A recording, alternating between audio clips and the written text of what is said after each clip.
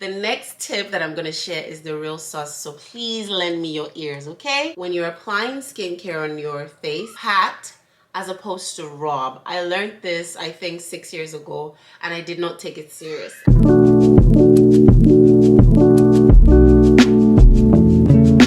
Hi guys, welcome back to my YouTube channel. If this is your first time stopping by, welcome. Thanks for stopping by. This is a very nice channel. Before we jump right into the video, I think that it's important for me to state that I'm aware that many skin conditions, acne, eczema, and the rest can be hormonal, and that is why you should always seek professional advice before beginning any kind of treatment or any kind of care for your skin. Another thing that I would like to say before we jump into the video is that this is not a video telling you how to treat your acne or how to treat any skin conditions. This is just a video sharing some basic tips on how you can care for your skin based on how I care for my skin. Okay? All of that being said, let us jump right into the video. As you may have already deciphered from the topic of the video, in this video I will be sharing 10 whole tips on how you can keep your skin glowing.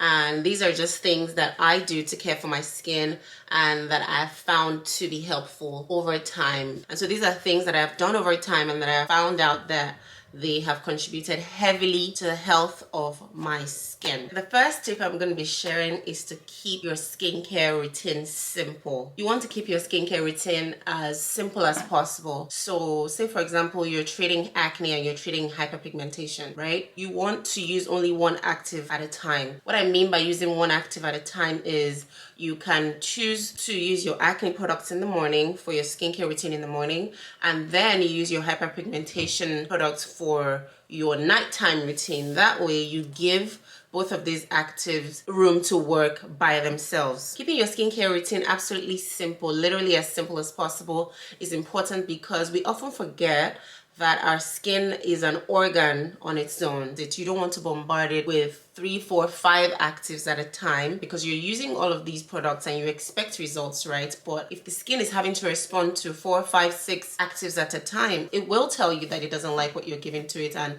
most of the time, our skin's way of reacting in a negative way is looking dull, just not responding to the products that we're using in a positive way. The second tip that I'm going to share is also actually directed at me because this is something that I still do very often. Stop touching your face, okay? You need to literally stop touching your face. Leave your face alone. The thing is, if you knew how much germs we carry on our hands, I wash my hands like 1,000,000 times a day and there are still germs on my hands, I'm sure. And so if you knew how much germs we carry around on our hands, you would literally not put your hands on your face ever again. My take on this is literally don't put your hands on your face except you're cleaning your face or applying skincare products on your face. This is literally something that would change the overall health of your skin, I promise you. Another thing that's directly linked to this tip that I just shared is washing your hands before you begin to apply your skincare. Even if you've just stepped out of the shower, I find that in opening the shower door, in grabbing like bottles from your shelf and whatnot, those are things that have been sitting there and there will be stuff that have settled on them. The third tip that I'm going to share is something that a lot of people don't pay attention to. It's reading the labels for your skincare product and following the direction of use that the company has stated on the label. A lot of us find new products on social media or on YouTube here where somebody has said that they use it and it works greatly for them, and so we just use it based on the assumption that how they're using it is how we should use it. When you buy a new bottle of any skincare, you want to read the label so that you understand how whatever company has manufactured that is advising that you use it. These directions don't just end up on the bottle. They end up on the bottle because they've been tested to be effective in this way. And so some bottles will have, you know, directions for different skin types and whatnot. You want to read the directions on the bottle and follow the directions that the company that has manufactured it is suggesting to you, because they most likely have tested it on many skin types before ending up at the conclusion that this is how this product is supposed to be used. This one is very interesting. My next tip for healthy glowy skin is don't jump on every trend. Don't jump on every trend. Somebody had to say it, right? I appreciate all the skincare girlies for not gatekeeping their newest finds and what products are working for them. I'm a skincare girly myself. But in appreciating all of the skincare girlies for not gatekeeping all of the nice new products that are working for them, you also want to try not to fix something that's not broken, right? If you already have a skincare routine that's working perfectly for you and that your skin is responding positively to, seeing a popular new product can be tempting. If you're somebody who's very passionate about skincare, seeing a new skincare product can make you want to see what it's hitting for. Like, what's this new product hitting for? Do I like it? Do I not like it? My advice is know your skin's needs. Know what your skin needs. Say, for example, there's a new popular product that addresses dry skin and that adds more moisture to your skin. And even though you already have a skincare routine that your skin is responding positively to, your skin has been giving you dry vibes lately, you can, of course, try out this new product because you have a concern for your skin having been feeling dry and you have a reason to purchase this new product. It just is important that you are not jumping on every new trend. Outside of the fact that it's not financially wise, it also is not healthy for your skin because there's nothing broken, but you're buying this new product to fix something that's not broken. It might throw off your routine and have you back at square one, and now there's a new problem that you have to start addressing. What you will be doing is trying to fix a problem that's not existent, and your skin doesn't like that. The next healthy glowy skincare tip that I'm going to share is very closely related to, I think, the first tip that I shared, and that tip is stop picking your face. This one is directed at me, like, because I love to pop blackheads on other people's faces because I almost never get them. My major skin problems that I deal with are hyperpigmentation and dark circles under my eyes and some hormonal acne every now and then. Popping your pimples is a recipe for disaster. I realized that in a very hard way because as a teenager, I had a lot of hormonal acne. I had like a 6-month period, I think when I was 17 or 18, where you could barely find a free spot on my face. There was acne all over my face. And so I learned the hard way because by the time that episode passed, I was left with a lot of acne scars that I have spent years getting rid of. I have now gotten rid of most of them, but before now, I spent years, lots of money, lots of trying new products before I could get rid of these acne scars that I had from when I was a teenager.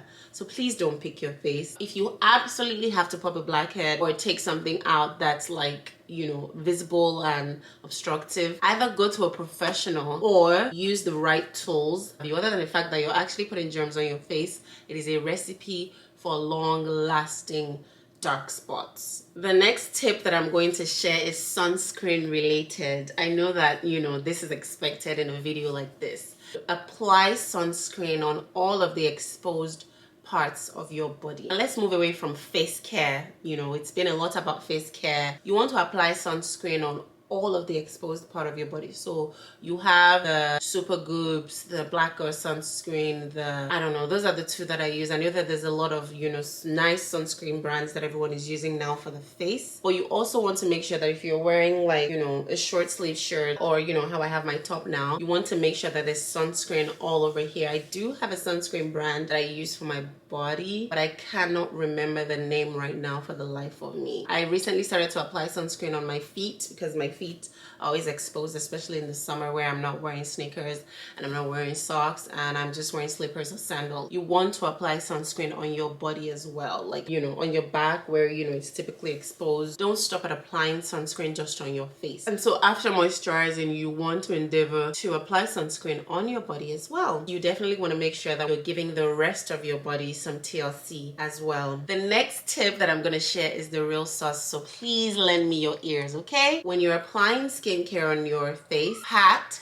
as opposed to rub. I learned this, I think, 6 years ago, and I did not take it serious. And I randomly remembered it sometimes, say 1 or 2 years ago, and it has made a huge difference in how effective my skincare products have been. So what this basically means is when you're applying skincare, as opposed to rubbing in like that, you want to pat into your skin like that.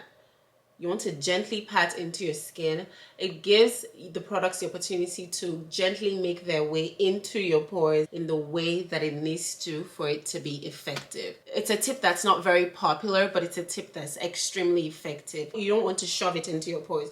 You want to pat it into your skin as gently as possible. Seriously, try this tip and thank me later. I believe we have 3 more tips until the end of this video, so stick around because I have saved the very best for the last. The next tip that I'm going to be sharing is exfoliate. Let me just say that I hope that we're all exfoliating our entire bodies and not only our faces. Yes?